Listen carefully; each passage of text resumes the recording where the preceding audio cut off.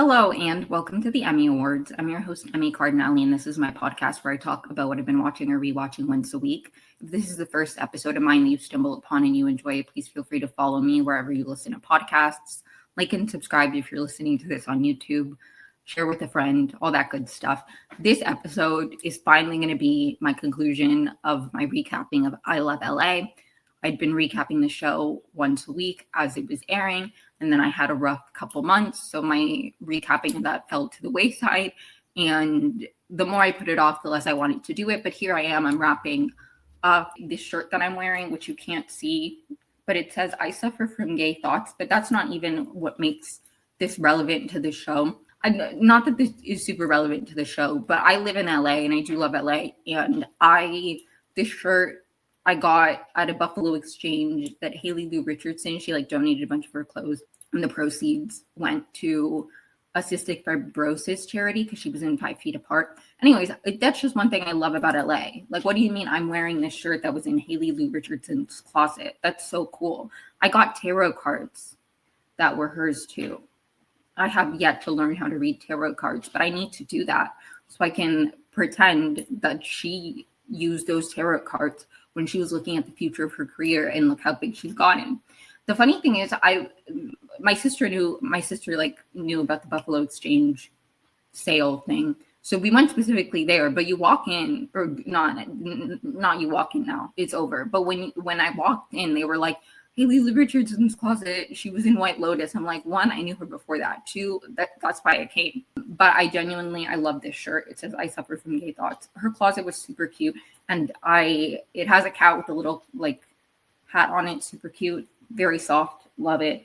And then the tarot cards I got also had cats on them. And then I got a vase that had cats on it. I don't know why I'm telling you this, but it's just one of those little things that I love about living in LA, that I can shop an actress's closet. That's so cool. I've been to the Bachelor Mansion, super cool. I got to watch a screening of Yellow Jackets season 3, the finale. I just love living in LA for a lot of reasons, and specifically as somebody who doesn't work in the entertainment industry, it's so fun because that's not my day-to-day job in any capacity. I work for the news. Nobody I interact with in my daily life professionally is in any way related to that sphere, but it's fun to be able to have access to those kind of things because of where I live. And I obviously love television. That's what this podcast is about, but I love living in LA. So I wanted to wear this shirt because I'm I love LA. The last episode I recapped for I Love LA was episode 6. So we are on episode 7 and 8. So episode 7 was called Divas Down. And for the little previously on, which I didn't skip, I normally skip, but it's been a while since I recapped the show. So let me just fill you in on the last we were here. Maya's been dealing with some work. Alyssa isn't exactly the kind of boss she wants. Charlie's work stuff, he got fired. The Ritz deal, and that not being what Maya or Tallulah wanted. Maya is getting ready for work, and she looks at a card. She looks at the card that Ben sent her. Ben is her former boss. We met a few episodes ago, and he sent her a card about the hurricane or whatever. I hate Ben. I hate Ben the most out of anybody in this show. Dylan is putting up a bookshelf in their living room, and there's a bunch of PR packages clogging up their living area. They're for Tallulah. Dylan asks when Tallulah is going to pick them up, and Maya says that she spent the week with Tessa and Mara Vista, who lives on the west side. They're talking, which is so funny to me. I have to say, when I moved to LA, I wasn't thinking west side, north side. I didn't know anybody here, and I was really looking at where can I afford to live that's a decent amount of space, right? I also, luckily, the job that I got, because I did get a job before I moved to LA, was remote. So it wasn't I had to pick a job near an office or anything. I'm going to calculate commute times to it. So I was genuinely just looking at anything in the general LA area that was a decent amount of space for the amount that I could afford. So I wasn't thinking about west side. I live in the valley too. I didn't know that I really didn't understand the geography of LA when I moved here. I just wanted to live in LA because I went to college in a small town, and I didn't want to move to New York post-grad. A lot of people from my college moved to New York post-grad. New York and DC are like the most populated cities where alum moved to from my college. A lot of people I knew were moving to New York, but I grew up on the East Coast, and so New York didn't feel different enough for me. Like I wanted something new, and I also wanted somewhere where the weather was nice year round, because I went to college in Ohio, and I didn't want to have to worry about that. And I also really liked the fact, and I've said this on this podcast before, I really like the fact that LA is a very car like centric city. Obviously, environmentally, I don't love that, but I love driving. And while I think there's like obviously a plus side to the public transportation in New York, I didn't want like I would like the freedom of like just being able to drive, and then suddenly I'm at the beach, drive, and then I'm in the mountains. Like I wanted to be able to drive places. I wanted driving to be my main mode of transportation. So I really didn't want to move like to New York. Obviously there are different cities, okay, but LA just really spoke to me, and I moved here. And but my point is, I didn't know anybody here, and I wasn't choosing where to live around a job. So I wasn't thinking about like the cultures of the different neighborhoods. I genuinely was looking for like the best of part. Like for me, it was about the space. So like this whole like who lives on like the west side, none of that was anything that I cared about before I moved here. And I still don't really. I like living in the valley. I have to say, I started watching Vanderpump Rules after I moved to LA, and I've been living here for a while. But it is funny to me that they like moved to the valley when they settled down, because I'm like, that's where I started my LA journey. Sorry if you hear noise in the background. I have cats, and I don't want to have to stop talking when they're using their litter box, but like, I apologize if that noise is in the background. Anyways, Maya's like who lives on the west side, because Tallulah has spent the week with Tessa, and Tessa lives in Mara Vista. Dylan says that when he first moved to LA, he lived in Santa Monica, which Santa Monica is on the west side. For those of you who do not know the LA geography, Santa Monica's on the west side. And he says it was nice. Like he liked living in Santa Monica. And Maya says the chill culture is annoying to her, and she hates the beach. Sand is just dirt. We're all just pretending it's not. And he finishes the sentence of like, it's just dirt, and we're pretending it's not. So it's clear this is something she said many times. Now, I have to say, I disagree.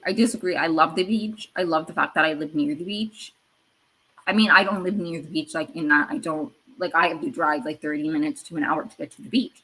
But I mean, that's still more than when I was living in Ohio. You know what I mean? So it's like, I love that. I love that about LA. When I watch reality TV, I try to have a bit of a like unbiased, like these people, just because I'm not like, they're not my vibe doesn't mean I don't like them, because I don't really care enough to like dislike people from reality TV. So I'm trying in my brain, I'm like, I don't want to judge Maya, but like she's a fictional character, so it doesn't matter. Me and Maya are not, I don't agree with her like, I fear that I am a lot more like in the Dylan mindset of things than Maya. So it's like, she doesn't like chill culture. It's annoying to her. It's like, well, I don't like the culture of like grind, and like I hate the grind culture that Maya clearly like ascribes to. Like I think that there should be some kind of balance where it's like you value what you're doing. And I understand being creative and striving for like success. Like, do I genuinely want this podcast to grow? Obviously, like I'm not against people like pushing themselves. I'm going on all these unnecessary tangents. I just like the way Maya thinks is not the way that I think. So she frustrates me as a character, because I'm like, okay, who cares? And I love the West Side. I also love it. Like I genuinely, and this isn't, I haven't lived there. So like the only things I know are from like being like, I love Santa Monica when I've been to Santa Monica. I love like Silver Lake, that area. Like I have no bias against one side or the other. And maybe it's because I live in the valley, but it's like, for me, it's like basically the same distance either way. So it's not like I understand if you live on the west side, maybe going to the east side is annoying. I live in the valley, so it's kind of like the same distance-ish both places. And I love living in the valley. I will say There was a point in my life when I didn't love the beach either because I hated sand. And I've just gotten past that. I feel like I like the beach. I like the beach now. I like the beach now. I think I also, when I was younger, for me, going to the beach always meant like I would have to get into the ocean. And I actually really didn't want to get into the ocean. Like that was something I never really liked doing, was getting into the ocean. Or maybe I did when I was younger. I'm not going to say I never like getting in the ocean, but there reached a point where I was like, I don't want to get in the ocean. And every time I go to the beach, it's like, okay, we're going to get in the ocean now. And I didn't want to have to get in the ocean. I haven't gotten into an ocean in the longest time. I go to the beach and I'm like by the water. I enjoy the sand. I enjoy the sun. It's lovely. I love the beach when there's no expectation of like I have to go swimming. So that's my beef with the beach. And you know what? Maybe it's having cats, but I'm like sand is just kind of like litter. It's like that doesn't bother me at all anymore. Anyways, sorry, I'm going on genuinely so many unnecessary tangents. She says that she does like the pool. Maybe they can go somewhere with the pool. And he asks if they're rich now. And she says, maybe if today goes well. It's clearly a big day at work. This is my cat Ernesto. Dylan asks Maya if she's still good for the dinner they have planned. She says yes. He's holding the door open so she can bring some of the packages outside while they're having this conversation. Then we see Maya at work and she's getting a table of food ready. It's insane that Antoine is coming to their office. Maya's nervous. Maya's coworker, Courtney, who we met before, says that she's been doing Duolingo so much to like practice her French so she can communicate with Antoine that she's been having sex dreams about the owl. I don't know. I've never done Duolingo. I took French in high school. And then when I got to college, I tested in both Spanish and French because Spanish was my I speak Spanish, but I had never taken a Spanish class, so I genuinely didn't know if I would test out of the Spanish. I was like, French I can probably test out of. Let me try Spanish, but I did really well in Spanish to the point where I tested into I could take up to 300 level Spanish classes with the proficiency that they tested me in. So I did end up taking some advanced Spanish classes, which was really fun. And I feel like I improved my Spanish significantly because I was writing papers in Spanish and everything. And it was very great. It was really great. I remember when I did my final oral exam in the first Spanish, advanced Spanish class I took, I finished it thinking I did a horrible job. That was absolutely horrible.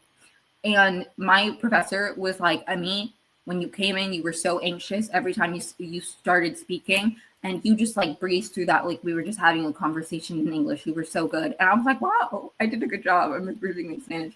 So all that to say, I've never done Duolingo because I'm just better than that. And I've already been bilingual. So I do really want to learn sign language. I don't think Duolingo works the same for sign language.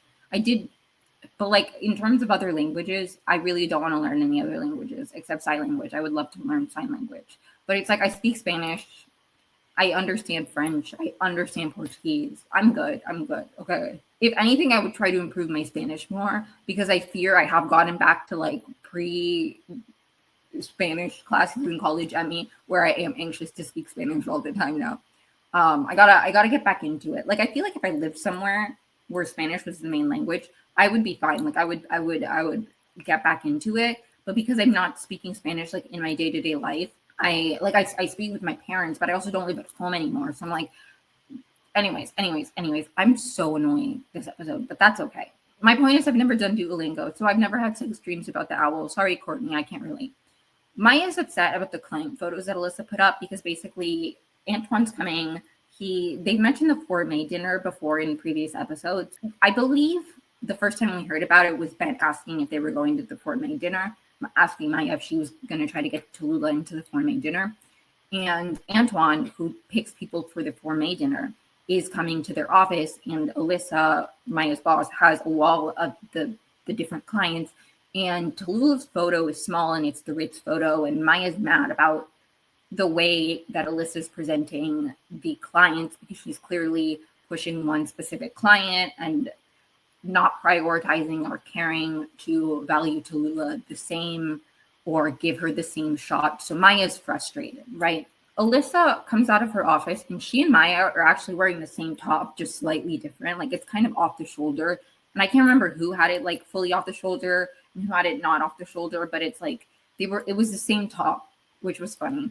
Antoine then arrives and he talks about how the dinner came to be and how big it is now. Basically, he got like rejected from something, so he was like, fine, I'll just have a dinner with some of my friends. And then the dinner kept growing and growing and growing, and now it's like a thing, right? Alyssa's really selling her client Camilla.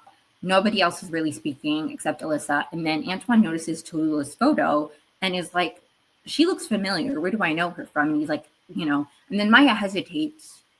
She's like, do I step in? But then she does and talks about Tallulah. And he says that Maya's like a mini Alyssa. And Maya's really selling Tallulah for the dinner. He knows of her and her bag thievery and all that stuff. And he asks his assistant to set up a meeting with Maya and Tallulah to discuss her potentially going to the dinner. Maya is super excited. She calls Tallulah, gets her voicemail, but she leaves a message saying their lives are about to change forever. The 4-May dinner is like a really, really big deal. Courtney is talking to Antoine's assistant in French, which is important for later. This is important detail, okay?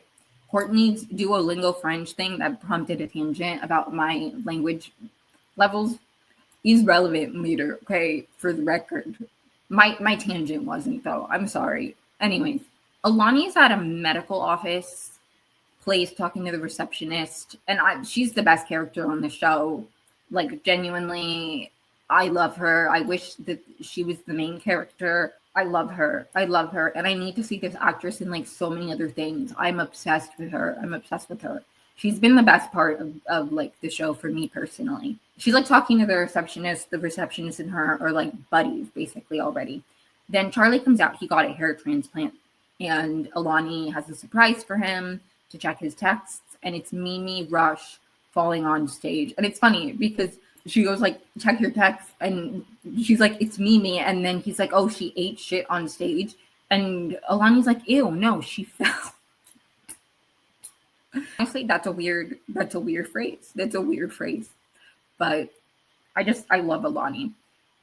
She's like, I couldn't watch because I get empathy pain. Like, I'm obsessed with her, but she obviously was trending Mimi Rush waltz.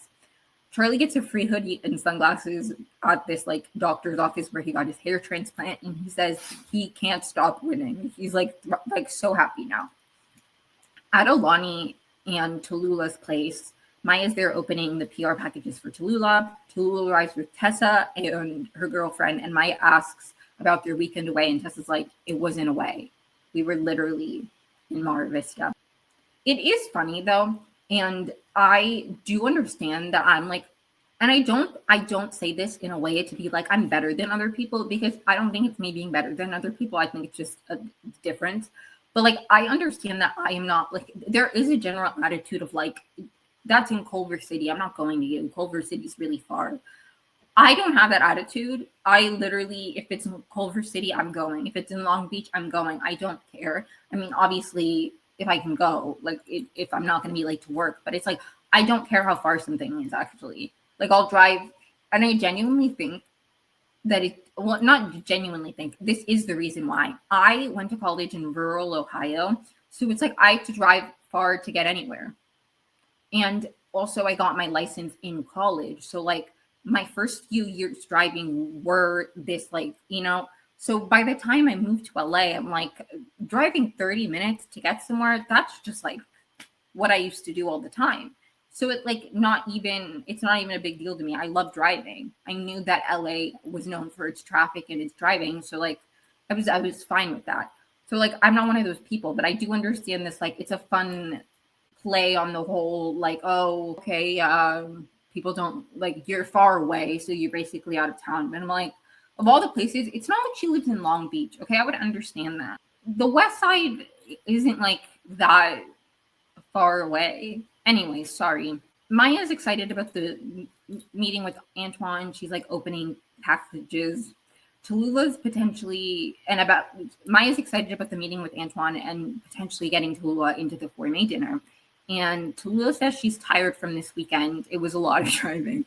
And Maya's like, Tallulah, you're insane. Because Tallulah's like, I don't even know if I want to go to this meeting. Like, this weekend was a lot. I'm tired.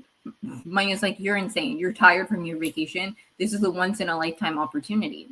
And Tallulah says they need to be smart about her next moves. Ritz was a flop. Maya's defensive about the Ritz deal. And Tallulah says maybe they should pause. And she's saying we, she's like, we think maybe we should pause. And clearly it's like this was Tessa's influence, which just upsets Maya further. Maya is angry and accidentally drops a knife that she was using to open PR packages on her foot. This is why I open my packages with my keychain. Like I have in my keys, let me show you my keys. I have this keychain, which is from the Aquarium of the Pacific in Long Beach. Again, I'll go anywhere. And I just used the edge of this penguin's feet to open it. So if I dropped this on my foot, I wouldn't need to go to the ER. And it works just as well as a knife. Anyways, Maya removes the knife from her foot. Tessa is like, I'm going to go warm up my truck. And then we cut to Maya's bloody foot on the dashboard and the title card, I Love LA, pops up. Tallulah calls Charlie. She mentions that Maya stabbed herself. Maya asks about clothes, like, can Charlie get clothes there? Alani asks what hospital they're going to. And Maya wants the closest one to the meeting, but that one's worse and further away. Like, Tessa wants to go to USC or UCLA. I think UCLA. I don't know. She wants to go to, like, a university hospital because it's better and closer. And Maya's like, we have to go to Good Samaritan. Okay, that one's closest to the meeting. Charlie will bring us clothes there. Like, her focus is the meeting. It's like, I'm sorry, I'm going to the best possible care. I'm like not worried about. I mean, I also work from home. I don't mean to hate on Maya. I just genuinely hate this attitude because I just feel like it feeds into like the fucked up system we have where it's like your worth is how much you're working. And I just don't like that. Like the things I care about and the reason I care about showing up and doing a good job is because I care about the work I do and I like it's meaningful and it's important to me and I like care about it and I also value my coworkers and their time and understand like the stressors of my job. So I care to be a good employee and be a good coworker because I want it to be a seamless, good thing for everybody. The ambitious side of me who like cares about growing this podcast and thinks of like that kind of thing.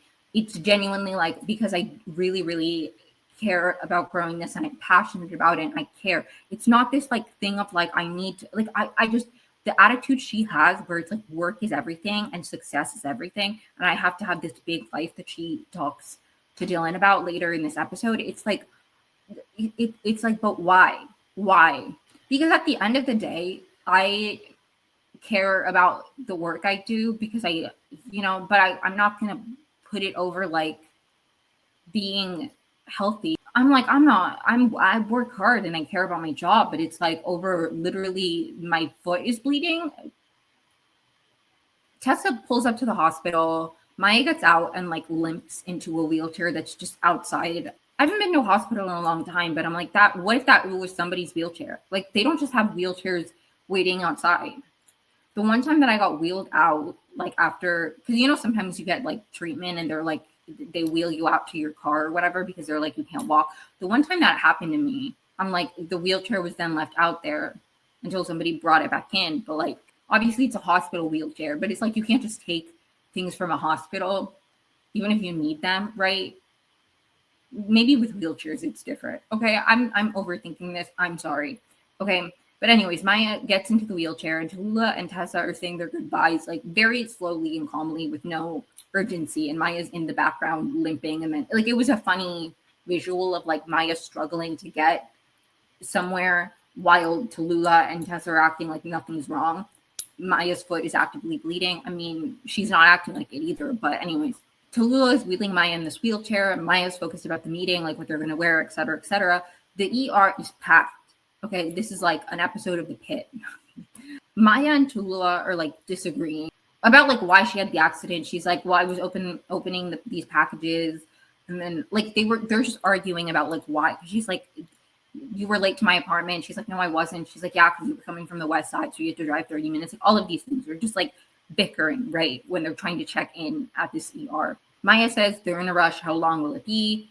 And the receptionist or whoever they're checking in with explains that they are prioritizing a bus accident that came in earlier. So the wait is longer than usual. But the bus accident, they're like, oh my God, did people die? And it's like, no, just broken bones and like lots of scared people. And Maya and Tallulah are like, that's not that big of an emergency. They're like, this isn't a mass casualty event, like in the pit. I need to stop referencing the pit. I'm sorry.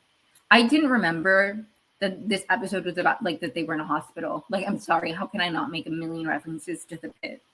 Best medical drama of all time. Only medical drama I've ever gotten into, because every other medical drama I didn't want to watch. Like, I literally always said I will give I will give almost any show a chance. But if it's a medical show, I can guarantee you I'm not going to like it. Like, I've never liked a medical show. I've never been able to get into a medical show.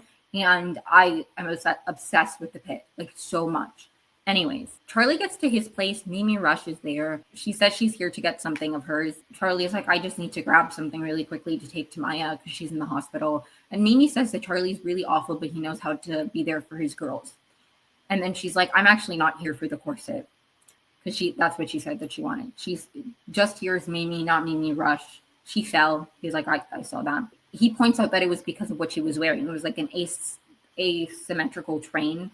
He's like, whose idea was that?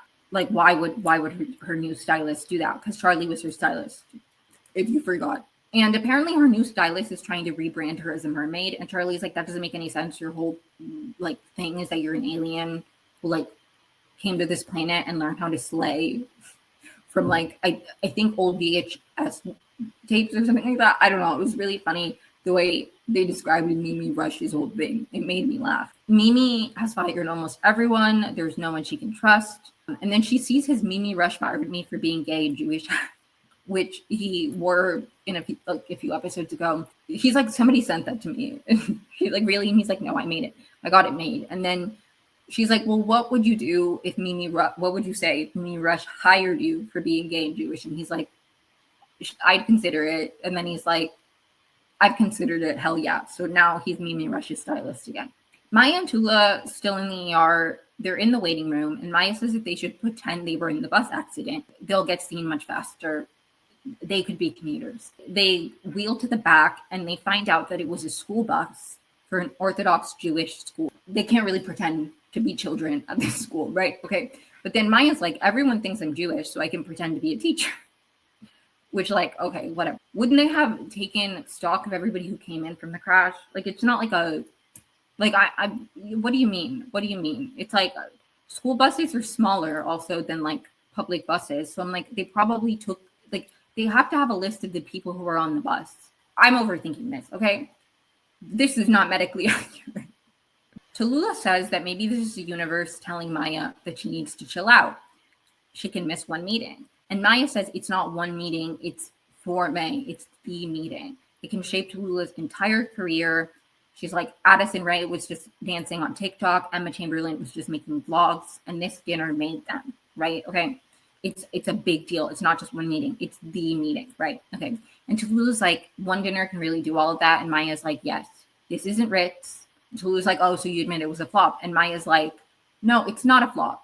It wasn't a flop, but it was, and then it was like less prestigious. Like she uses some kind of backhanded way to say it was a flop. And then eventually she caves and she says, okay, it was a flop. She says it was bad. And I wrote this down verbatim because I thought it was so funny. She says, it was bad for gay people. It was bad for crackers. That cracked me up. She says, this is different though. This dinner can change their lives. She tells her to find Charlie and Alani and get the clothes. And Tallulah's like, okay, go be Jewish. And they go their separate ways. Maya lies and says she's a teacher at the school. And they immediately wheel her to see her. She gets an anesthetic and the doctor said it'll be 30 minutes before she can get stitches for the foot. And she's like not willing to wait the 30 minutes. She's like, can't you do it now? And he's like, it takes 30 minutes for the anesthetic to like kick in. Then she gets a phone call and it's Alyssa letting her know that the meeting is canceled. Tallulah, Alani, and Charlie are looking for Maya in the hospital and they have no idea where she is. Tallulah says they shouldn't make hospitals this confusing. And Alani says that she agrees that's why she only meets doctors in hotel rooms. It's a lot. They find Maya because they hear her yelling. Charlie gives Maya her dress and she's like, thanks, but I won't be needing it. The dinner got canceled. And Tallulah's like, what are we going to do? And Maya doesn't know. And they're like, what do you mean? Because Maya always has, they would assume that she would have like locked in and figured something out. But she says that she thinks on her feet. She needs to pace to come up with an idea. And she can't because her foot is literally, needs whatever. But she gets up and she like tries to pace, but really she's limping because she stabbed her foot. So like she can't really pace well. Alani suggests hacking into Antoine's calendar. And then Charlie's like, you need to go to his assistant. Mimi's assistant knows everything more than Mimi does. And Maya remembers that his assistant was talking to Courtney in French. So she reaches out to Courtney. I told you the Duolingo thing mattered, okay? But anyways, Maya calls Courtney and asks for a favor, and then they begin to leave. They've gotten the details of where Antoine is right now, and they begin to leave. The doctor tells Maya that she can't walk on her injury. She could get an infection, and she would risk losing the toe. And Maya says she needs to get Tallulah to New York. She's waited long enough. Fuck the toe, and they leave. Maya and Tallulah are strutting before walking into the restaurant, but we see that Maya's toe is bleeding through her shoes. Like, I'm sorry, you couldn't have sent Tallulah to the dinner alone with maybe bring the whole point of the Forme dinner is that it's like a fashion dinner. Like you wear something really cool. So it's like you couldn't have sent Charlie and been like, this is who normally styles me or something. Why do you have to go with your bleeding toe? Also, there's no way you can't stop the bleeding. There has to be a way to like stop the bleeding. If your foot is I need to calm down. It just angers me. Like, do not go to a meeting if your foot is still bleeding, okay? It's literally not worth it. Like, Tallulah can go by herself. It's not like you specifically need to go to this meeting. But whatever. Especially because you have a good reason. Send Tallulah in alone and then be like, I'm so sorry, Maya's at the hospital, but this mattered enough that I wanted to come. And she pushed me to come, even though she's at the hospital. But stay in the hospital. Get your stitches. Don't lose your toe. But anyways, they're strutting. They walk into the restaurant and they see Antoine there having a meal with Alyssa. Alyssa took their meeting. They crashed the meeting. Antoine thought they canceled. They're like, oh, I'm so great to see you. It was so sad you had to cancel our meeting. Maya's like, it was just a scheduling error. And I hate Antoine so much. A waitress comes by and tells him that 4 people can't sit at the table. And he's like, it seems like 4 people are sitting at the table right now, which that isn't even the part that bothers me. Okay. Then he says that America has too many rules. And the examples he gives are that you can't smoke indoors and that you can't sexually harass your coworkers. He doesn't say sexually harass, but he's like, you can't comment on like it's like, yeah, obviously you can't. And smoking indoors is like a fire hazard and bad for your health. So like, fuck you. That angered me. Anyways, I don't like him. But I get it. He's French. He's like, I feel like we're not supposed to like him. But alas. Oh, it's like you can't kiss your secretary. And you can't smoke in museums. Museums of all places that you're mad that you can't smoke. You want the precious artwork to either be set on fire or damaged by the smoke. That's obviously museums don't want you to smoke. Anyways, I don't even think museums in Paris allow you to smoke indoors because that is just stupid. Why are you making this about America? He says fashion used to be about breaking rules, and Maya agrees. She puts her bloody foot on the table and is like, I agree. My foot is literally bleeding. They told me that I would lose my toe, but I came here anyway because that's how much I believe in Tallulah. And Tallulah says they tried giving Maya medication, but she said no. And then Maya says, it hurts really badly. All I've eaten is a Ritz cracker and this martini is hitting. They're drinking martinis. And Alyssa says she should leave. But Anton says that he loves that she's insane. He's so excited to finally meet Americans that aren't boring. He invites them to the dinner. And then as he leaves, he mentions that he's going to dinner at Kristen Stewart's house and invites Tallulah to join him. And then Alyssa asks about her client, Camilla. And he's like, next year. Because the whole reason she stole this meeting was to try to get Camilla to the Forme dinner instead of Tallulah, obviously. When it's just Maya and Alyssa then, because he invites Tallulah to join him to Kristen Stewart's house and they leave together. Then it's just Maya and Alyssa at this table. And Alyssa tells her that she was way out of line. She pays Maya's salary. Tallulah doesn't. And then Maya's like, Tallulah's right for the dinner. I was taking initiative. Alyssa, you lied to me. And Alyssa's like, I don't have the responsibility to tell you everything as my employee. I was putting the company first, which Maya needs to do if she wants to continue working there. is she able to do that? And Maya says no. She says she's always going to do what's right for her client, and then Alyssa fires her. And I said early on in my coverage of this show that I felt like that's where Maya was going in terms of her professional career, that I felt like there would be, like, as soon as the whole scandal of like she broke or she stole some stuff, the way that Alyssa wanted to handle it was very different from how Maya wanted to handle it with Tallulah. And I just knew early on that that was the trajectory we were going to go to. I have to say, I am on Maya's side. I'm also not. The thing is, I don't have experience in this industry, so I don't know how accurate this is. I don't know how, like, because I understand the impulse of like, I don't have to work for somebody else if like, but I also understand that like companies have like bigger reasons that things need to happen the way they do. And you can disagree with that and you can like not like it. And then obviously you don't have to work there, but like, I don't know. I'm not on my side in this regard, because I do think that at the end of the day, whoever Antoine is more drawn to invite is who he should invite. But I also have the like understanding based off of what happens in episode 8 when we actually see the four-maid dinner, that like maybe Alyssa knew something and maybe Alyssa was right that like, but I think also, and I'll get more into it in episode 8, but I do think that there's just, it's very clear that Maya doesn't want to work under other people. Like she wants to be able to make her own decisions with Tallulah. And I think something very beautiful about social media as a profession and like influencers and everything is like, obviously you can work for like an agency that signs talent, including influencers, but influencing can be, and even being a manager, I imagine, can be a very individualized thing where you don't need to work for a company. And maybe there are benefits and negatives. And anyways, then Alyssa tells her after she fires her that she's impatient and ungrateful. She says, you're in such a hurry for more. You don't even realize what you have in front of you. And that's something that irritates me about Maya too, is like, I think it's hard for me because I'm like, I do understand the frustration of like not having the agency to be like, well, this is what's best for my client. So why am I going to stop myself? Like, I understand Maya's perspective on this. And I also understand that Maya's ambition, I don't feel like is like checked properly right now, where she's like, so I understand Alyssa's point as well. But anyways, Maya gets home and compliments the shelf that Dylan has successfully put up. And he says that his dad helped him put it up after dinner. Remember, they were going to have dinner. And Maya feels really bad that she forgot. And he lied to his parent. He's like, it's fine. I lied to my parents and said you had an emergency. She's like, no, I actually did. I went to the ER. And he's like, oh my God, why didn't you call me?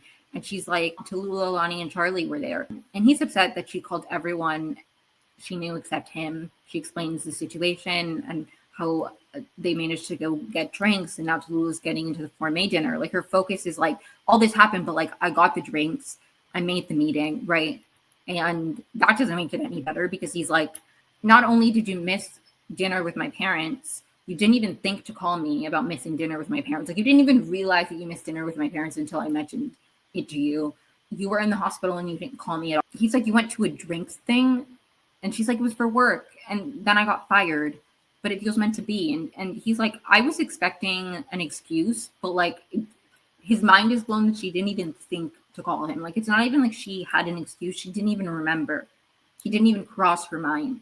And she says it was really hectic, but we got the four-maid dinner invite. And he's mad that he knows what that is.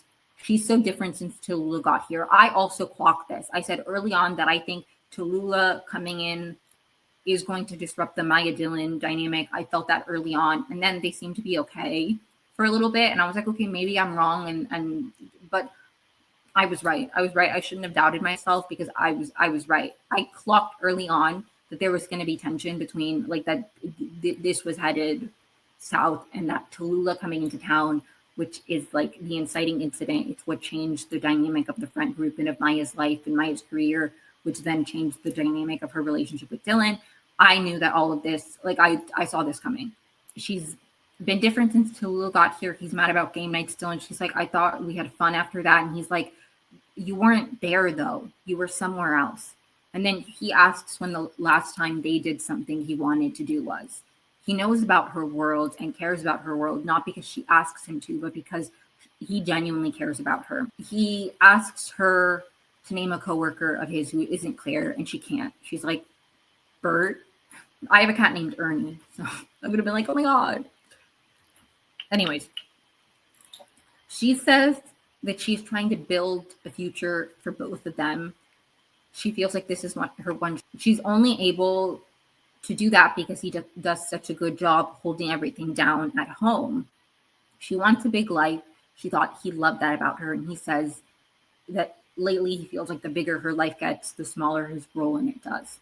And all of this is like very valid to me. It's very, very, and at the end of the day, I just don't think Maya and Dylan are compatible. So I'm not even upset. It's like they don't, like, I just don't think they're compatible. I don't think they're compatible. That's my main argument. Okay. Like, stuff happens in episode 8 that people were like, we should have never doubted Maya. And it's like, at the end of the day, I'll get into it in episode 8 because I have so much to say about Maya and Dylan in episode 8. But for me, it's like, at the end of the day, I don't even think it's like Maya was right, Dylan was right, Maya sucks, Dylan sucks. They're just not compatible. And I understand a lot of fictional characters aren't compatible. Hell, a lot of real life people, a lot of real life couples aren't compatible. But Maya and Dylan want different things in life. Okay. She wants that big life. She wants the ambition. He literally described, he doesn't like the idea of a power couple. He doesn't like that endless ambition. And I think that's okay.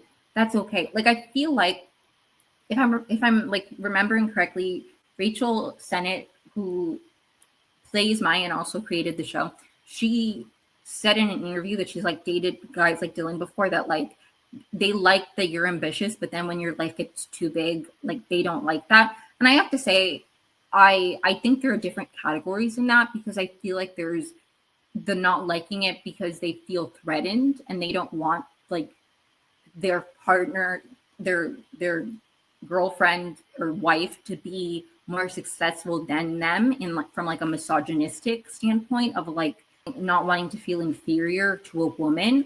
And then I feel like there's, and maybe I'm misreading Dylan, but Dylan to me doesn't feel like he is upset that Maya wants big things because he doesn't want Maya to have bigger things than him. I feel like it's just because that's not what he wants his daily life to be like. Like, he likes his job working as a teacher. He likes going to the beach and chilling out. And like, I just don't feel like they're compatible. And I feel like that's okay. I don't feel like you need to want a big life or to want to be with somebody who has this endless ambition. I don't think that means that you're like, I just feel like that means you're not compatible, because I personally wouldn't want to be with somebody who has like an endless ambition to this degree either. That's my opinion. Like, and not because I don't think ambition is good and because I don't think passion is good, but for me, it would be like, where is that coming from? Is it coming from because you really feel passionate about the job you're doing and the work you're doing? Or does it come from a like wanting a big life because you want, like, you know what I mean? For me, it feels like Maya like wants fame, wants money, wants a big life because she feels like, because it feels like it's like this capitalism rat race. Like, it doesn't feel like she genuinely is passionate about like influencing. Like, I don't know. I'm not making any sense. It's just like, I feel like there are different categories of people who like the idea of ambition maybe, but then end up realizing that's not the kind of partner they want. And I don't feel like that automatically makes them a bad person. I feel like sometimes it's just you realize you're not compatible, because I feel like maybe I would actually, like, maybe if I got into a relationship with somebody and like that would actually motivate me and it would be compatible. Like, I don't actually know, but I feel like liking the idea of something in theory isn't the same as how it impacts your life. And I think Dylan has no issue with Maya wanting big things. He cares about Maya and he wants what Maya wants for herself. Like, she wants a big life, so he wants that for her. He knows about the gourmet dinner. He knows about the stuff because he cares about her and he wants her to be happy. And these are the things that she cares about and she wants to be happy. He's just realizing that it's the impact it's having. So it's like, it's not even about the ambition. It's about the fact that it's impacting their relationship in the way it is. And I think that's completely valid. I don't think that makes him the bad guy for like taking issue with the fact that like Maya is objectively like not putting effort into their relationship because she's so consumed with work. She couldn't even put effort into valuing her own physical body. Like, she doesn't even care about her toe because she cares more about the gourmet dinner. And that is maybe somebody who, like, I don't think you should be upset if you don't want to have a partner. You want to be a partner. Like, maybe that's an unpopular opinion, but I feel very strongly. Anyways, I'll get more into it when I get to episode 4 or episode 8. Sorry. He tells her to go to New York, have a great time. He needs some space. He thinks they need to take a break. They can talk when she gets back from New York. He's going to stay at Berthium's place. And as soon as she leaves, she's like, that's what I said. Because she named Bert. His name is Berthium. You know what? That's close enough. Episode 8 is called I Love New York, or I Love NY, but it stands for New York, you know. Be my NY when Hollywood hates me. Low-key Maya this episode. Anyways, we open on New York City. Maya, Tallulah, and Alani are there. Maya says it feels so good to be back in New York. Shoot it in her. Tallulah agrees. It's so exciting. The girls are back because I think they all went to college in New York together because Alani is from LA, but then, or I think her parents have places in both, her parents have places in both cities, but she grew up in LA. Anyways, that's really not important, but I think they went to college together. It was mentioned that Elijah Wood spoke at one of their classes, or honestly, maybe Tallulah didn't go to college with them, but then became friends with them in post-grad. I don't really know the timeline. I don't remember it if it's been established, but they were friends in New York because then when Maya and Alani moved back to LA, or maybe Alani moved back to LA post-grad, but then Maya stayed there. Who knows? The point is they all lived in New York at some point at the same time. So it's like they're back on their old stomping grounds, basically. Alani says New York is so romantic. This is the street where her mom met her dad when he was shooting King of Chinatown, a movie of his. Her parents are going to be so surprised when they see her. She loves love. Maya disagrees. She says love slows you down. She's excited to not be in LA with the heat and the palm trees. Maya is angrily walking ahead, and Alani tells Tallulah to let her walk this off. She's like, walk what off? And Alani's like, she's clearly having a manic episode. Like, she's worried about her. And Tallulah's like, this is just how she is. She always walks fast and talks loud. She's just in boss mode right now. And then Maya's like, it's like Dylan's reading my mind. Like, this is perfect. I needed a break too. I needed space too. She's good. She's perfect. Tallulah's like, see? And Alani's like, no, she's not good. Then Maya's like, I want to try smoking. She's smoking a cigarette, says she feels amazing. She's decided to get addicted to cigarettes. And Alani says, now that she's single and doesn't have a job, she has.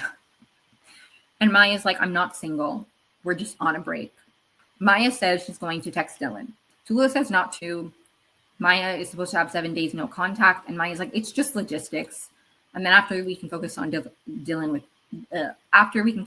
with Antoine. And she like texts Dylan, like, my plane didn't crash, period. Like a very, very formal text letting him know that she didn't die because they share a lease. He simply reacts to the text. She begins to freak out. She says she needs another pack. And the title card, I Love LA, is over her opening a pack of cigarettes, but then it changes to I Love NY, I Love New York. They're walking into the office where Tallulah is going to get fitted for the dinner. Maya is spiraling about the thumbs up, and Tallulah says being polite is how guys like Dylan show they're powerful. He's definitely having a mental breakdown on the inside. It's embarrassing, and Maya says she's so right. She's so right. He's probably spiraling just like I am. I'm overthinking the thumbs up. Maya says she's going to text Charlie to have him check on Dylan. They walk into the studio. There's models in cool outfits, and they're super excited, right? Because the outfits are super cool. Then Antoine sees them and motions for Tallulah to come change. It's a very simple black dress that he has her in, and she immediately clearly thinks it's boring. Maya's having a cigarette with some of the models, so she doesn't really see Tallulah. She can't tell that Tallulah wants to talk to her because Tallulah goes out of the waiting room and is clearly like not happy about the dress, and she wants to try to talk to Maya, but Maya's focused in on her debrief session with these models. Antoine tells Tallulah she looks beautiful, the dress is perfect, and she's like, is it exciting enough? And he's like, the fact that I'm fitting you, the fact that you're at this dinner, that's exciting. She suggests they do something with a pop of color, points to a green dress on the rack behind her. He says, that's for a model, you're not a model. You get drunk, post videos, steal. Very much like you're an influencer, sit down. Like not your... Maya is explaining her situation with Dylan to these models, mentions Claire, then asks the models if Dylan and Claire look like they would hook up. She like shows photos of them and is like, do they seem like people who would be together? And one of the models says that Claire doesn't seem like a sexual person, but Maya does. And Maya's like, exactly. Then the same model says that Maya should enjoy her break like they were trying to enjoy. Maya says she's right, and she texts her old boss guy, Ben, who I despise. Tallulah pulls Maya, and they leave kind of like in a hurry. She's like, okay, Maya, let's go. And she's like, oh, how's the dress? And she's like, great, let's go. And they leave. Back in LA, Dylan is listening to music loudly and organizing a bunch of stuff on the floor. Charlie taps his shoulder and startles him. Dylan explains that he's organizing the spice cabinet. And then he's like, Maya's in LA, or Maya's in New York. And Charlie's like, yeah, I know, but Dylan's in LA. I can't check on Dylan. And then he brought beer that Andrew left in his fridge forever ago, because it seemed like it was like a pickle IPA. And he's like, this seems like something you would like. And then Dylan asks about Andrew, and Charlie says they're not talking. Then Charlie asks how Dylan is. And he's not great. The 7-day thing was his idea, but it's hell. And then he mentions the text and that he gave it a thumbs up. And Charlie says that was a horrible idea. Like, do you know Maya? She craves validation. That was a horrible idea. Dylan begins to type out a text back. And then Charlie's like, no, wait, this could be a trap. And Dylan's like, that's what I was worried about. Like, if I don't reply, it could come across like I don't care. But if I do reply, then it could come across like I'm not respecting the boundary of the 7 days. And Charlie's like, yep. And like, it could be a trap, you know? And then he says, Maya sets up these landmines, and Charlie very like quietly land Maya's, but Dylan doesn't hear because he's on a roll venting about Maya. So he completely misses that. But that was funny to me. He says he spends so long trying to avoid her triggers that he stopped sharing any real shit at all. And like, honestly, that makes a lot of sense. Like that this is why I just don't think that Maya and Dylan aren't compatible. Like, for me, it's not even a like Maya's wrong, Dylan's wrong. It's like they're not working. They're not working. Okay, they're very different people. They want different things. They function differently. I don't think they should be in a relationship, and that's okay. That's okay. I know they're fictional characters, and again, there are plenty of fictional couples. When you look at them, you're like, okay, they're not compatible at all. Why are they together? But it does irritate me. It does irritate me because I've seen a lot of sentiment of like, oh, Maya was right about Dylan. And it's like, I don't think Maya was right about Dylan. I think Maya and Dylan are just not compatible. And do I think he handled some things poorly? Yes, I also think she did. Like, I don't think it's this black and white. He's the bad guy. She's the good guy.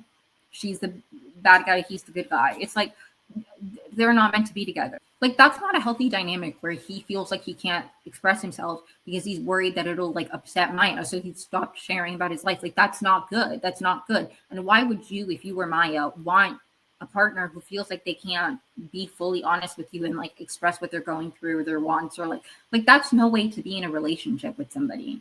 You know what I mean? Like, that makes, like, I wouldn't want, if I was Maya, I would be upset that the person that I'm sharing my life with doesn't want to talk to me about what's going on in your life. I would be upset about that. But anyways, Dylan says he doesn't even remember what he's mad about anymore. And Charlie's like, I'm an expert at reminding people why they're mad and making them more mad. In New York, Maya, Alani, and Tallulah are at this restaurant/bar.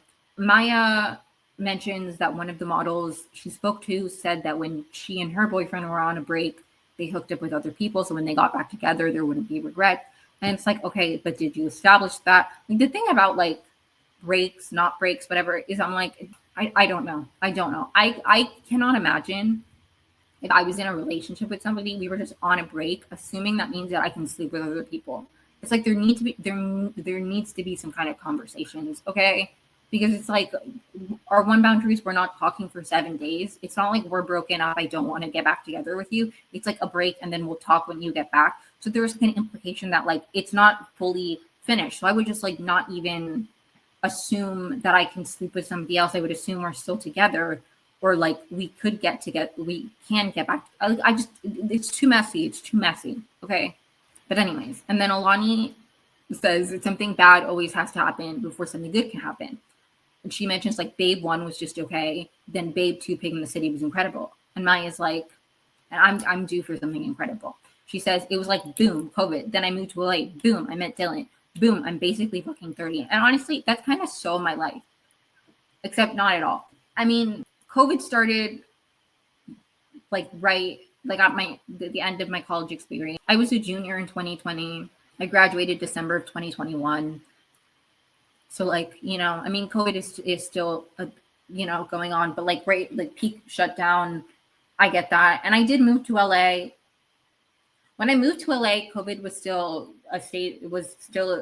under a state of emergency. They removed that, I think, in 2022, which like don't even get me started on how much that pisses me off. Yeah, like I don't need to go on a rant about how COVID's not over. But anyways, I just like when people say boom COVID, because I'm like, okay, what are you counting as COVID, right? Like how long are you viewing COVID? Is it until it stopped being in the state of emergency, or like do you mean shutdown? Because I'm like, COVID is a disease. It's not a period in time. Like that always irritates me because it's like that's not precise, first of all. And second of all, it kind of implies that COVID went away and it didn't. But anyways, I get what she means, because the pandemic has made everything feel like, I understand that. Okay. I understand that. Okay. So, and similar thing for me, I guess. But if COVID you're referring to is 2020, just 2020, then not really for me. Then it was like a year later, because I moved to LA mid 2022. But again, when I moved to LA, COVID was still under a state of emergency. Okay. I know this because I work for the news, and like we used to have graphics tracking COVID cases in LA County for like the first year that I worked there. And then they like removed its state of emergency or whatever. And we stopped tracking that because we weren't getting, because the data isn't as precise because it was no longer under, anyways, but I get what you mean. Okay. That was kind of my life too. I'm 26. I mean, I'll be 27 this year. And then boom, I'm basically fucking 30 because she's 27. So kind of my life. I did move to LA, and then boom, I'm basically fucking 30. I didn't meet anybody named Dylan or anybody at all, quite literally, in terms of relationship. Anyways, she says she missed out on shitty assholes in her 20s. Girl, you're not missing out. You're not missing out. I didn't really have any shitty assholes in my 20s. It was more like my late teens, like right beginning of college. I dealt with some shitty people, but like in my 20s, I'm like, that's part of the reason I haven't dated, because I'm like, I actually don't care to. I don't care enough to deal with assholes. Okay. She's like, let me have one weekend be a pig in the city, referencing Babe. I thought that was a very funny way to describe it. She's like, pig in the city, play in the mud before she becomes Dylan's sugar mama. And then Alani says she wishes she wasn't surprising her parents tomorrow because she really wants to get into something strange. And then Tallulah points out a guy inside and says he's cute, and it's Ben. It's Ben because earlier when Maya had texted Ben, he had mentioned this restaurant, so that's why they're here. He approaches and says hi. He's glad to see they got in. Like, not only did he recommend this restaurant, he like asked that if they could be let in. I hate this man. Maya thanks him and then introduces Tallulah, and he asks how it feels to be the littlest fish in a very big pond.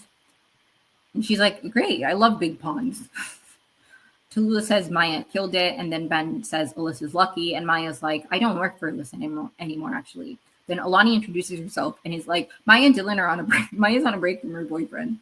So we just wanted, and Maya's like, yeah, that's why we wanted to go out, or like, fuck it, let's party. She asks if he wants to sit down, and he's like, I was about to leave with my wife and her friends. I hate this man. It's like, not only are you married, like, it's bad enough that you want to like have a relationship with like your former intern who's like significantly younger than you. That's weird. I feel like there was some kind of flirtatious, maybe they have hooked up in the past, maybe they haven't, maybe either way, there's been some like less than professional dynamic between them when he was her employer. And the whole time he's married too. It's like, you're not only are you a loser, you're also a cheater. Like, fuck you. I hate this man. But anyways, he's leaving, but tells them his tab's open and they can put whatever they want on it. Which, you know what? One good thing he did this episode. And Maya's like, you're trying to poach Tallulah. And he's like, what if I'm trying to poach you? And then he's like, it was so forgetful of me to leave my card here. I'll have to stop by your hotel to pick it up. I hate him. After he leaves, Maya's like, oh my God, I'm fucking Ben tomorrow. So it's like, it's like Maya also wanted to sleep with somebody else. Sorry, okay. I'm going to jump ahead. But I imagine you've seen the episode. I don't know why anybody would be watching this if you haven't seen the episode, but maybe you just genuinely enjoy my thoughts. But spoiler for the end of episode 8, Dylan sleeps with Claire. Now, there's stuff that leads up to it. Not that it changes. People were being like, Maya wasn't wrong to be worried about Dylan and Claire. And it's like, is it shitty of Dylan to sleep with Claire specifically when Maya was worried about Claire, obviously. But I just can't have this sympathy for Maya as if Dylan is the bad guy when Maya had all the intention to also sleep with somebody else. Somebody who if Dylan was emotionally cheating with Claire, right? He like was in proximity to her, but he was attracted to her, which is what made Maya jealous. Then like Dylan has the same reason to feel that way about Ben, who you went to like a private dinner with. It was very flirty and charged when you were still dating him, but he has no knowledge of it. Like the difference between Ben and Claire is that you know about Claire because Dylan's not keeping it hidden from you. You never told him about this dinner with Ben. You in fact lied to everybody that it was about who you were going to dinner with. You told your coworkers you were meeting Dylan. So it's like, I can't be like, oh, Dylan proved Maya right, because it's like, she also would have cheated on him. She wanted to sleep with Ben, who again, she went to a private dinner and there was like flirtation. So it's like, if Dylan's crime, like not to defend a man, but if Dylan's crime is that he ended up hooking up with Claire, who Maya like clocked, who Maya was like insecure about, then how is Maya any better for like wanting to sleep with somebody who she was like speaking to while she was with Dylan? Like, I think they're both fucked up in this situation. I think at the end of the day, they're just not compatible. So I can't care enough about the fact, like, it's not like Dylan and Maya are like a great love story. And it's like for example, sorry, but it's like Switched at Birth. If you've seen that show, loved it. Anyways, there was a couple, like Big and Emmett, if you know the character, they get into a fight and then he cheats on her. Okay.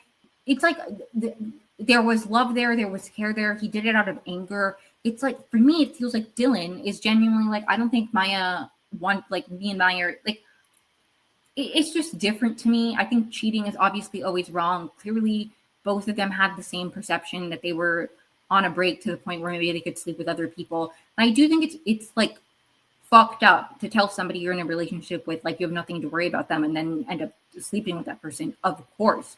I just think it's like stupid to view Dylan as the bad guy in the situation when Maya literally wanted to have sex with Ben, who she had a similar, if not worse, dynamic to that Dylan had with Claire. And at the end of the day, they're not compatible. So I'm not upset about like the way things went, because I'm like, okay, I don't think that this relationship is going to last or be super salvageable, regardless of if you guys sleep with other people during the break. Whereas I was like devastated, obviously, when Emmett cheated on Bay, because they could have gone past that fight, but that was a huge betrayal of trust. And not that cheating isn't always a betrayal of trust. Obviously it is. But it's like, that doesn't feel like that's the break. That doesn't feel like that's what's breaking them. So it's not upsetting me. And I also don't know if they would both consider it cheating. I think the issue would be that it was with Claire. But alas, let me move on. Sorry. And Tallulah's like really focused on, Maya's excited that she's going to fuck Ben. And Tallulah's really focused on his comment about being the littlest fish in a big pond. And Alani's like, no, I think that's good. Like, fish grow bigger in a bigger pond, like more food, more room. That's why I'm so tall, because my house was so big. I wrote that down verbatim because I love her. And it's so like well done, because I'm like angry at Maya, and then there's like a Nolani moment, and I'm like, okay, that's why I'm still watching this show. And then Maya's like, thank God that Ben left his card, because I maxed mine out on the hotel rooms. And Tallulah's like, I thought like they were paying for it, like Antoine's people were paying for it. Like, she's worried. And Maya's like, it's a business expense. It's fine. Tallulah will make this money back. She's killing it. And Alani is like super proud of them both. They deserve to celebrate. They should get shots. They cheers. And then in LA, Dylan and Charlie are sitting on the floor. Charlie's wearing a wig, pretending to be Maya. They're like role playing. And he tells Dylan to tell Maya one thing that he gets frustrated by. And Dylan says he doesn't like it that she jumps on her treadmill every time he tries to talk to her. He doesn't feel that she takes what he does seriously. He's proud to be a teacher. He doesn't think that she respects what he wants in life. Again, they're just not compatible. Like, the issue is not Claire. The issue isn't even Ben, who I hate more than anything. The issue is that they are not compatible. Even if he didn't sleep with Claire. They shouldn't be together. Who cares? I mean, I do, but like, who cares about like, oh, he slept with Claire? It's like, you really wanted her with Dylan. Clearly, they're not meant to be together. Why do you care? Like, whatever. Charlie in as Maya says that she does respect what he does, and I agree with Dylan's assessment of his relationship with Maya. I think Dylan's right. Dylan asks Maya why she pushes him away every time something more important comes up. Charlie clearly responding as himself. Okay, he's not even trying to be Maya in the situation. Says maybe it's because Dylan sees him for who he really is, and he's scared that he'll be stuck in LA when he's off being a VP of a company in New York. And he's clearly talking about his relationship with Andrew. He's not talking about Maya and Dylan at all. And Dylan says that Charlie should just call Andrew. And then he asks if Maya sent Charlie to check on him. And he's like, duh. Charlie says Maya cares about Dylan a lot. And it's like, yes, I do think she cares about him a lot. I do think she loves him. I do think that they were in love. But I think sometimes you reach the point in a relationship where it's like, it's not about love at that point. You're just not compatible. Your lives are clashing. Your life is going in one direction and your life is going in another, which I feel like that's why it's important to like know what you want in life and have somebody who meets your goals. Because I would not want to be, if I was dating somebody and they like had certain ambitions, I would know we were not compatible. Like somebody who wants to be a landlord, somebody who like genuinely their focus is money, not from a point of like, I want to reach a point where I'm financially stable, because I understand that fully. I have those same dreams of like being financially stable, of course. But like I wouldn't want to date somebody who wants to be a billionaire. Okay, like we're not compatible. I don't. Why do you want to hoard wealth? And Dylan says that Charlie can go. He doesn't have to stay and babysit him. And Charlie's like, I'm having fun. And Dylan says he does have one fantasy. And Charlie's like, what is it? And he asks if he's ever seen the Ken Burns Vietnam War doc. Like, he's such a nerd. Him and Maya are just not compatible. Not that Maya's not a nerd, but it's just like she's passionate about other things. Like, Dylan, like, it's fine. It's fine. In New York, Maya and Tallulah wake up hungover. There's blood on the sheets, and Maya tells Tallulah that she thinks she got her period. But then Maya realizes that the blood is coming from Tallulah's back because she got a tattoo. And it says The Nightmare Before Business with the little like guy from The Nightmare Before Christmas. And then Maya gets a text from the tattoo place. They're sending it to her because of how drunk she seemed. And it's a video of her getting a tattoo. And she realizes it's the same. It's the same one as Tallulah. It's just on a different place on her back. It's like on her lower back, while Tallulah's is like on her upper back. Maya says it's okay. They'll get them lasered off. And Tallulah's dress tonight is elegant, classic. It's black. It'll be fine. And then she goes to unzip it, and Tallulah's like, well, actually, manager Maya won't be happy, but I got a new dress, and it's the green dress that we saw earlier. And Maya asks what happened. He thought the dress was black, and Tallulah explains that Antoine said her vibe was messy and she couldn't pull off something model-y, so she stole this one instead because he was being rude about it. And Maya's like, so to prove you're not messy, you stole a dress. Tallulah says it's the better dress, and Maya's mad because the dress she stole is backless and it won't cover the tattoo. Alani wakes up in her parents' New York apartment. She hears somebody and goes to check, and there's a strange woman in the shower. Says she's Alani's dad's girlfriend. And Alani's upset because she really like loves her parents' relationship. She thinks that's like true love. Charlie wakes up at Maya and Dylan's place, and then he asks Dylan if they like hooked up the night before, and he's like, no, we just watched the documentary and fell asleep. And also listened to him vent a lot and thanks him for that. And Charlie says, I know, I did some venting too. He believes in Maya and Dylan. They're his favorite couple. Why? I get it. You like Dylan, you like Maya. That doesn't mean they should be together. Dylan says it's so stupid that he's stressing about not talking to her. She's probably going through the same exact thing. They should just talk. And then in that moment, Maya calls Charlie, and he's like, Charlie, like, it's probably her asking to check in how checking in on you went. Do you want to listen in? He answers the phone, and Maya immediately just starts talking about work, about the dress, about the tattoo, about everything. Doesn't even mention Dylan's name. Dylan steps away because he's clearly upset that Maya doesn't give a fuck about him, okay? But Maya asks if Antoine is vengeful, And Charlie's like, yeah, it's probably not a good idea to steal from him. So Maya and Tallulah are back at the studio where Tallulah got fitted. They're going to return the dress because, according to Charlie, if you steal from Antoine, he'll blacklist you. So Maya gets a text from Ben. He wants to talk about a spot for her at his company. He's going to be stopping by her hotel room to discuss. Freudian slip because I hate the man. Maya is unsure, but Tallulah says they're on a break. They're allowed to see other people. Was this established? I'm going to assume so. And then why does everybody hate Dylan? It's just like if that's his offense, then they're equally bad. Anyways, sorry. And then Tallulah's like, when he sees how much money you're making, he'll change his mind and forget why he was even mad. You do not know Dylan. That's not even what Dylan's like, whatever. Not to be like Dylan's defense attorney, but it's like, you don't know Dylan. I don't think he cares about that. He just wants to feel like you care about him. You guys just have different mindsets because you're not compatible, and that's fine, but stop trying to be together. Maya says the job would be good. Tallulah says for both of them, it's a lot of pressure being Maya's only client. And Maya then finds Tallulah's black dress, and Tallulah wishes it wasn't so boring. And then Maya says she'll make it a look, tells her to wear the dress. Back in her hotel, she's drinking one of those little liquor bottles, get herself hyped up for her meeting with Ben.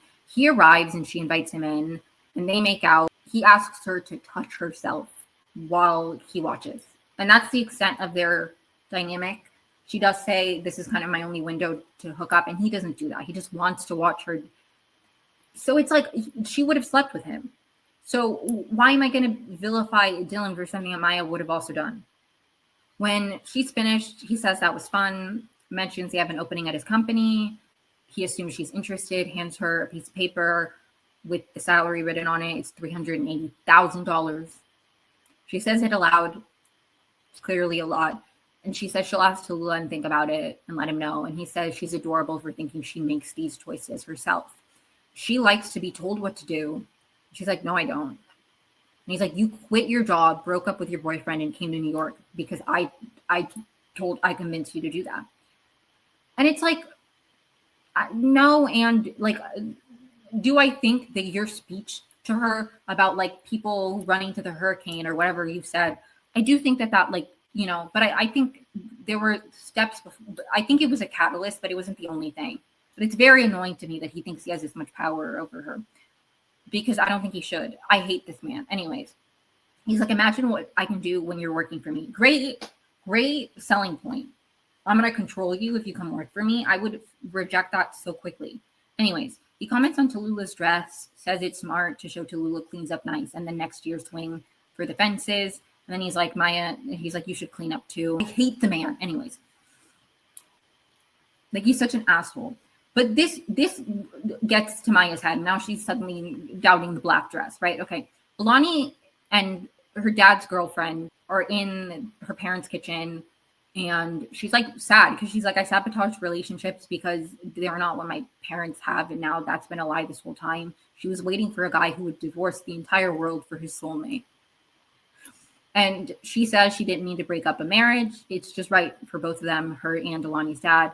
And then Alani asks if her mom knows, and she's like, no. He was waiting to tell her. He doesn't want to ruin their anniversary. And then keys jingle, her parents walk in. They're excited to see her. They ask who her friend is. And Alani's like, you don't have to pretend, Dad. I know that's your girlfriend. He doesn't know who she is. She introduces herself. She's Denise Howard, and he instantly is like, oh no. She says they're connected. She's here to give him a message, and then stabs him and runs out. And Alani's mom says to call the police. And Alani's like, are you not having an affair with Denise? And he's like, no. She's been my stalker. She sends bullets in the mail. And he's like, oh, that Denise, because she mentioned the bullets in the mail episodes ago. She's so relieved that her parents are soulmates after all. She doesn't even care that her dad just got stabbed. I love her. Maya is staring at the piece of paper where Ben wrote the $380,000. She starts getting ready, drinks wine. Then Charlie knocks on the door. He brought dresses. Says Maya's instincts were right. The black dress was boring. And then Maya asks if Antoine will be pissed that they're like wearing different dresses. And he's like, no, she looks great, which she will. He'll just take credit and all will be good. Charlie asks Maya how she is, if she fucked Ben. And she's like, no. And she doesn't want to work for him. It'd be like working for Alyssa if she was a misogynist. She's torn though. Oh, and Charlie's like, fuck it, then don't work for him. But Maya's torn because Tallulah really wanted her to take the job. She doesn't know how to explain to Tallulah that she turned down $400,000 of a salary because he was an asshole. And Charlie's like, wait, that's a lot. You've always wanted $400,000. That was funny. And she's like, Charlie. And he's like, just don't tell Tallulah. She's like, lie? And he's like, yeah, she's a client. Sometimes you're going to have to lie to protect her. She says, this feels like a big lie. And he's like, that's good. That means you're leveling up. And then she rips up the paper with the $380,000 written on it. Charlie tells her to start getting ready. And then Fame as a Gun starts playing in the background by Addison Rae. And I love that song. Great choice here. Maya asks what Dylan said. And Charlie says Dylan misses her. And she's like, I'm going to call him. Fuck the 7 days. Dylan's phone rings. He's in bed. He does not answer. And it is revealed that he's in Claire's bed. And this is what made everybody hate Dylan. And I don't like that he did this either. But I just can't hate Dylan for doing something that Maya, like 2 scenes ago, wanted to do with Ben. He says he should probably get going. She probably has a lot to do. And she says, not at all. It's Saturday. Maybe we can see a movie, go for a walk. And he's like pleasantly surprised. There's like a moment where he's like, oh, and this is why I just can't hate Dylan for this, because this is what he wants in a partner. And that's not what Maya wants. And Maya shouldn't push herself to be something that she isn't for what Dylan wants. But Dylan also shouldn't have to push himself to be something he isn't for what Maya wants. So I can't even be mad at him. I can't even be mad at him. That's what he wants in a relationship. He said early, like in their fight, he was like, Saturday, you just wake up, you see your friends. Like she's so go, go, go. And that's not like, do I think it's shitty that he slept with Claire when Maya was, insecure about Claire? Obviously. But it's like, I can't even hate him because clearly this is a moment where he's like, and it was like, the reason he did it was like, he tried so hard. And again, I still don't think it was right, but it's like, I have some he wanted to give Maya the benefit of the doubt, and she never once checked on him. Yes, she did finally decide to check on him after the dinner stuff is a bit more resolved. Whatever. At that point, it's too late. He's already slept with Claire. I just don't think that they should be together, so I don't even care that he slept with Claire. Moving on. Maya and Tallulah they finish getting ready. They look super cool. Tallulah says Ben is an idiot for not offering Maya a job. And she says, well, he did, but only if I dropped you as a client, which I would never do. And she's like, you're my family. I hate this. Like, why are you lying? Like, I understand. I don't know. And I guess this is a good way to be like, I'm not fully lying, because what if he calls and mentions the job offer? Then it's established that he did offer her the job. Whatever. I hate lies. I feel like this is going to backfire if there's a season 2. I hate it, but whatever. Charlie is meeting up with Andrew in New York. He brought Din Tai Fung. It's like an inside joke, and says he can be basic too. And then Andrew asks how long he has with Charlie. And he's like, I have nowhere to be. So it's like clearly Charlie's turning over a new leaf with his relationship with Andrew in a very beautiful way. At Alani's parents' place, the cops are patching up her dad, and she's updating them on her life. Tallulah's girlfriend, Maya's haircut. He says it's good for her face. And Alani's like, that's what I said. I love Alani. There's chaos in the hotel lobby. No one can get a ride to the dinner. The driver has texted Maya that they can't get through. Maya asks somebody outside, like, what's going on? And they reveal that the streets are closed because somebody stabbed an actor or director, and the police spotted her in the area. So they closed the streets to track her down. Obviously, Alani's dad. Tallulah's like, there's no way we'll make it. And Maya says, if we take a car. They go on the subway. It's like a very nice montage. And Maya thanks Tallulah for covering the subway fare. They're on the train now, and Maya thanks Tallulah for covering the subway fare. She says she's tapped out from the hotels. Tallulah says she'll be rich soon. Maya says they're so close to tunnels between their mansions. It's a nice moment. Okay, I'm still in the back of my head, like, she lied to you. Whatever. It's fine. Okay, I need to calm down. I don't like Maya. But alas, a man tells them that he thinks they look beautiful, but his rat, because he has a rat there, thinks they look like sluts. Maya says she misses LA, and that's how the episode ends and the season ends. And that is how my coverage of I Love LA ends. Thank you so much for sticking by me. Sorry that this recap took a million years to get out. But thank you so much for tuning in. Hope you have a great week. Should be getting out another episode after this one very soon after, hopefully. Fingers crossed. Anyways, thank you. Hope you have a great week or few days because you'll see me soon.